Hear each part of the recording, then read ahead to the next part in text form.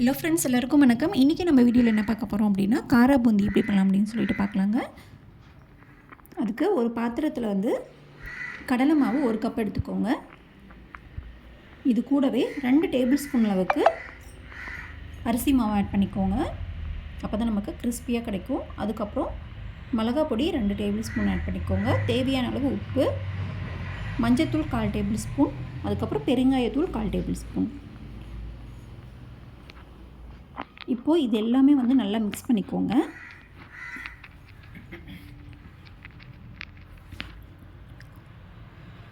Mix பண்ணதுக்கப்புறமா இதில் கொஞ்சம் கொஞ்சமாக தண்ணி ஆட் பண்ணி மிக்ஸ் பண்ணிக்கோங்க. கடலை மாவுனால நல்லா கட்டி ஆகிடும். அதனால் கொஞ்சம் கொஞ்சமாக நல்லா மிக்ஸ் பண்ணுங்கள். கட்டி இல்லாத மாதிரி, எந்த ஒரு பபிள்ஸும் இருக்கக்கூடாது. அந்த மாதிரி நல்லா மிக்ஸ் பண்ணிக்கோங்க.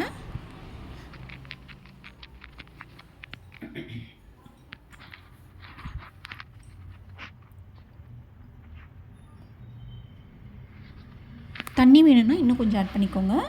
இந்த மாதிரி வாட்டரியாக இருக்கணும். ஒரு தோசை மாவு பதத்தில் இருக்கணும்.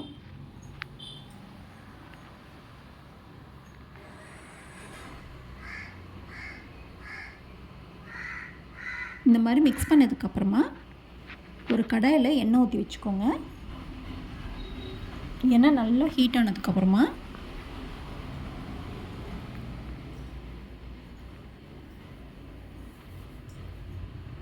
ஒரு ஜல்லிக்கரண்டி வச்சு அதில் இந்த மாதிரி கொஞ்சம் கொஞ்சமாக ஊற்றி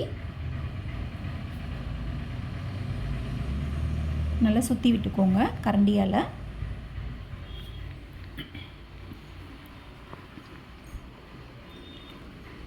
கொஞ்சம் நல்லா ப்ரௌன் ஆகட்டும்.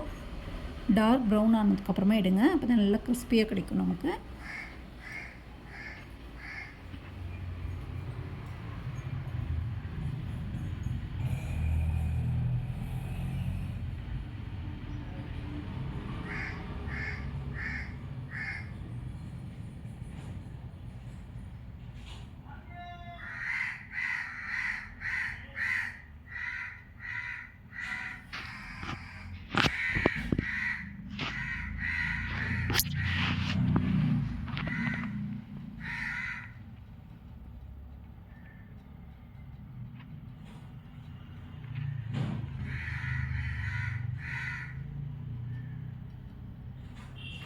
நல்லா கிறிஸ்பி ஆகிடுச்சு. இப்போ நம்ம இதை எடுத்துடலாம்.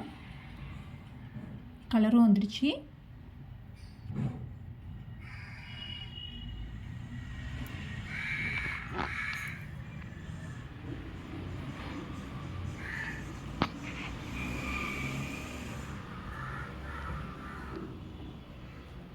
இந்த மாதிரி எல்லா மாவுக்கும் போட்டு எடுத்துக்கலாம்.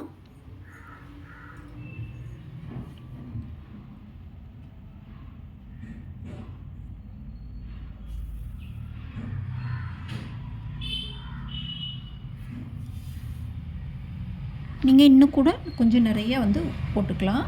ஒரு 2 டைம் 3 டைம் கூட போட்டுக்கலாம் ஒரே இதில்.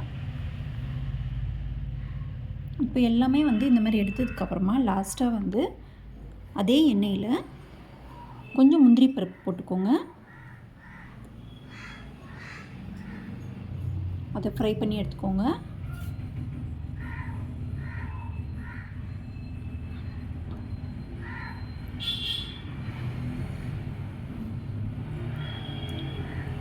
அதுக்கப்புறம் கருவேப்பிலை ஒரு 2 கொத்து இந்த மாதிரி எடுத்துக்கோங்க. அதையும் நல்லா ஃப்ரை பண்ணி அதையும் எடுத்து போட்டுக்கோங்க.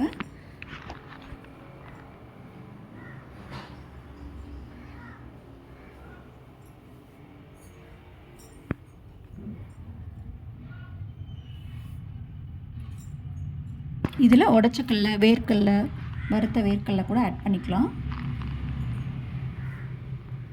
ஆட் பண்ணிட்டு நல்லா மிக்ஸ் பண்ணிக்கோங்க. அவ்வளோதாங்க, ரொம்ப சிம்பிள் தான். நல்லா கிறிஸ்பியான காரா பூந்தி ரெடி ஆகிடுச்சு. கண்டிப்பாக ட்ரை பண்ணி பாருங்கள். தேங்க்யூ.